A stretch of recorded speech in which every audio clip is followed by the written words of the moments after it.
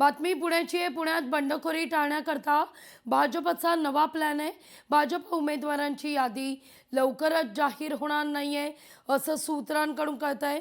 यादी जाहीर न करता भाजप वरिष्ठ नेत्यांकडून पुण्यातल्या त्या उमेदवारांना थेट फोन आणि मेसेज पाठवणार असल्याचं देखील आता समोर येत आहे।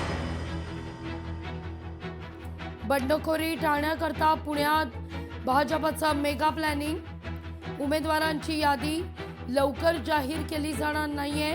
थेट वरिष्ठांकडून उमेदवारांना फोन आणि मेसेज येईल। बंडोबांना थंड करण्याच्या दृष्टीनं भाजप मेगा प्लॅनिंग करताना दिसतीये।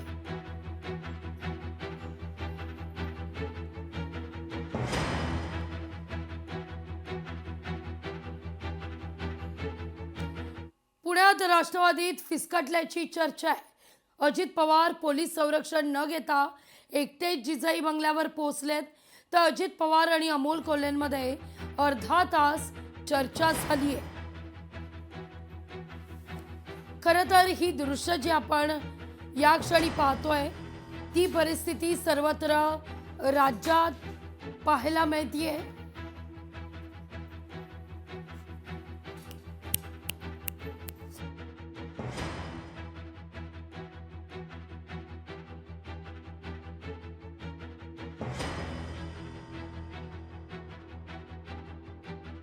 ते पुण्यात राष्ट्रवादीचं फिसकटलंय।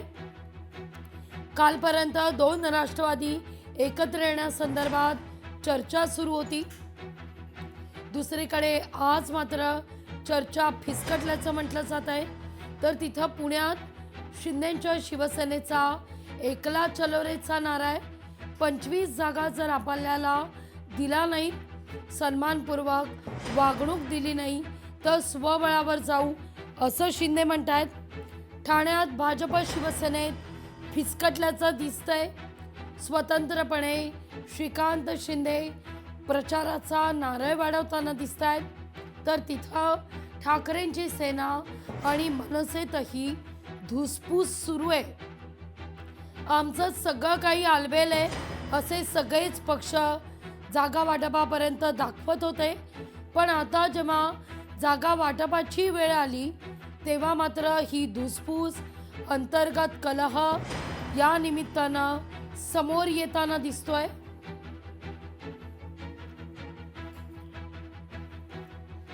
खरं तर पुण्यात नेमकी काय परिस्थिती आहे, थेट जाऊया। आपले प्रतिनिधी अमोल धर्माधिकारी आपल्यासोबत जोडले गेले आहेत। अमोल, कालपर्यंत दोन राष्ट्रवादी एकत्र येणार अशी बातमी होती, पण आता मात्र फिसकटल्याची चर्चा आहे।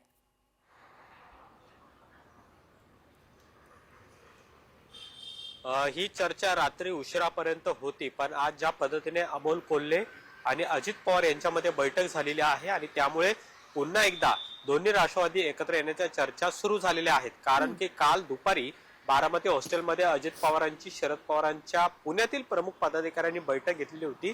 ज्या बैठकीमध्ये अजित पवारांकडून सगळ्या उमेदवारांनी घड्याळ चिन्हावर लढावं असं सांगण्यात आलेलं होतं आणि जागांची मागणी सुद्धा जी शरद पवार यांच्या पक्षाकडून करण्यात आलेली आहे त्याच्यामध्ये अजित पवारांनी नकारात्मकता दर्शवलेली होती आणि त्याच्यामुळे ही चर्चा फिसकटली अशा पद्धतीची माहिती समोर आलेली होती। त्यानंतर लागलीच रात्री महाविकास आघाडीच्या बैठकीमध्ये राष्ट्रवादी काँग्रेस शरद पवार पक्ष सहभागी झाला।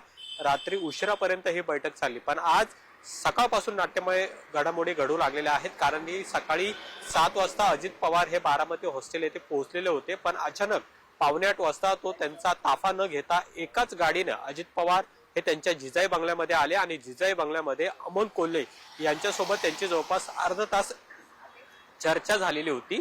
जिजाई बंगल्यातून अमोल कोल्हे आधी सुरुवातीला बाहेर पडले आणि त्यानंतर आता अजित पवार हे पुन्हा एकदा जिजाई बंगल्यातनं निघून बारामती हॉस्टेलमध्ये पोहोचलेले आहेत। याचा अर्थ की अमोल कोल्हे आणि अजित पवार यांच्यामध्ये पिंपरी चिंचवडच्या संदर्भातली चर्चा झालेली आहे।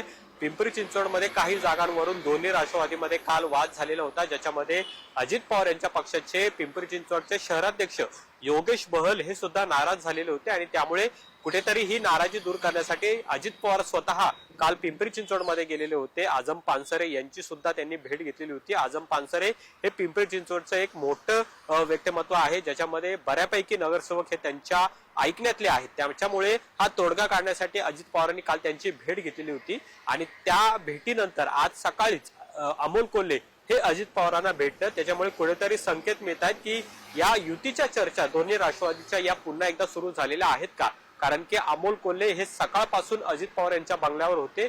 दोघांमध्ये 30 मिनिटांची चर्चा झालेली आहे, पण ही चर्चा सकारात्मक झालेली आहे का हे पाहणं महत्वाचं आहे.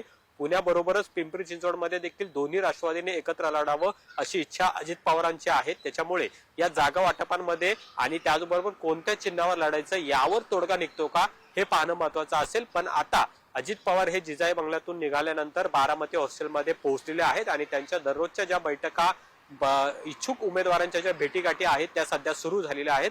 पण महत्वाची अपडेट हीच आहे की काल जी चर्चा फिसकटलेली अशा पद्धतीच्या चर्चा सुरू झालेल्या होत्या, त्यानंतर पुन्हा एकदा दोन्ही राष्ट्रवादी एकत्र येण्याच्या चर्चांना तितकाच वेग आलेला पाहायला मिळते, ज्याच्यामध्ये निवडणूक प्रमुख म्हणून ज्यांच्यावर जबाबदारी आहे ते अमोल कोल्हे आज सकाळी अजित पवारांना भेटलेले आहेत.